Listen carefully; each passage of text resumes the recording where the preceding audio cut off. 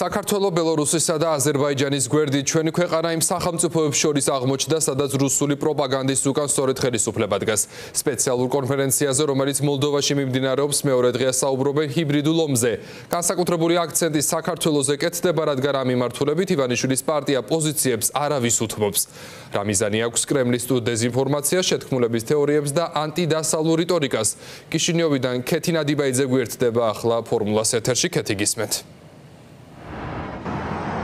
კიშინევში მიმდინარე ამ კონფერენციის ფორმატში თავმოყრილი არიან სამოქალაქო საზოგადოების თუ მედია ორგანიზაციების წარმომადგენლები, რომლებიც დეზინფორმაციის პროპაგანდის საკითხებზე მუშაობენ.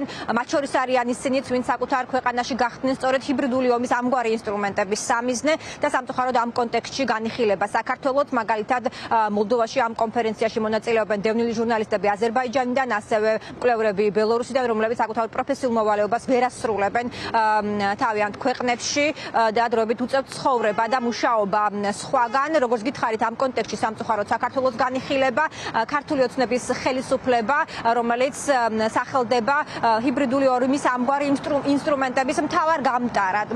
დეზინფორმაციის, შეთქმულების თეორიების, რუსული სტილის მითების მთავარ მწყაროდ ქვეყანაში, რომელსაც ქართული ოცნება იყენებს მისთვის არასასურველი ადამიანების ორგანიზაციების წინააღმდეგ და სწორედ ამგვარი ორგანიზაციები ჟურნალისტები იღებენ მონაწილეობას ამ კონფერენციაში, რომელიც უკვე მეორე დღე არის კიშინევში მიმდინარეობს.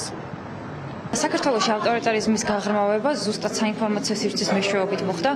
რამდენიმე წელი, 2012 წლიდან დაწყებული, მაგრამ უფრო მეტად 2019-20 წლიდან ხედავთ, რომ ძალიან დიდი კონტროლის დაწესება მოხდა საინფორმაციო სივრცეზე.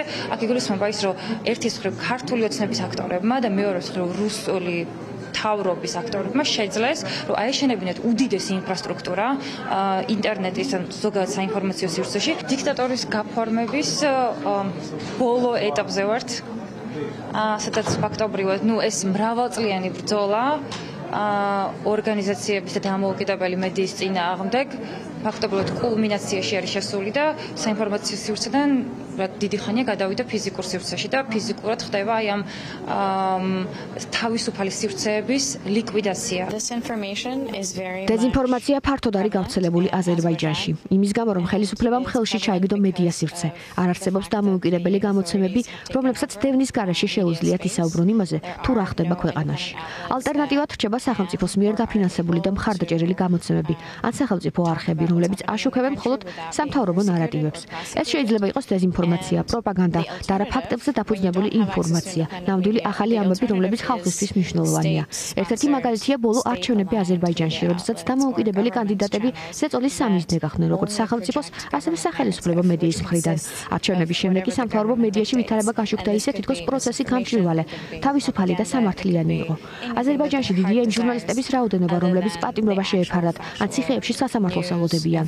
სახელმწიფო მედია მათ წარმოაჩენს როგორც კრიმინალებს, რადგან მთავრობა სურს ხალხმა დაიჯეროს მათი ტყუილი, რომ ისინი არა ჟურნალისტები, არამედ კრიმინალები არიან. ჩვენ ვიცით, რომ რუსეთი ფარულად აფინანსებდა დეზინფორმაციის გავრცელებას და ტროლების ფაბრიკებს. და ეს ქსელი საკმაოდ გაიზარდა. მსგავსი საიდუმლო ოპერაციები დღესაც გრძელდება. ისინი გაფართოვდა და უფრო თანამედროვე გახდა. ამის მაგალითია ქსელი პრავდა, რომელიც დაკავშირებულია რუსეთის მთავრობასთან. რაც შეეხება, ვიცით, რომ იყო კოორდინირებული არაავთენტური ქმედებები სოციალურ ქსელებში. მაგალითად არსებობდა ეგრეთ წოდებული ქართული მარში, რომელიც იყენებდა ყალფოტოებს. სხვა არაავთენტური გვერდები, რომლებიც რეალურად დეზინფორმაციული ჯგუფები იყო. ჰიბრიდულ ომში დეზინფორმაციასთან, პროპაგანდასთან ბრძოლის ერთ-ერთი მთავარი საშუალება არის მედია, დამოუკიდებელი მედია. სწორედ ამიტომ ავტორიტარიზმისკენ მიდრეკილ ქვეყნებში ცდილობენ ძალაუფლებაში მყოფი ჯგუფები, ხელისუფლებები, რომ დამოუკიდებელი მედია გააქრონ ველიდან, ისევე როგორც დამოუკიდებელი სამოქალაქო საზოგადოება. დღეს კიშინევში ორდღიანი კონფერენცია სრულდება. ამხილე სიმართლეა, ესე ქვია ამ დისკუსიას, რომლის ორგანიზატორები არიან ქართველი მკვლევრები და ჟურნალისტები.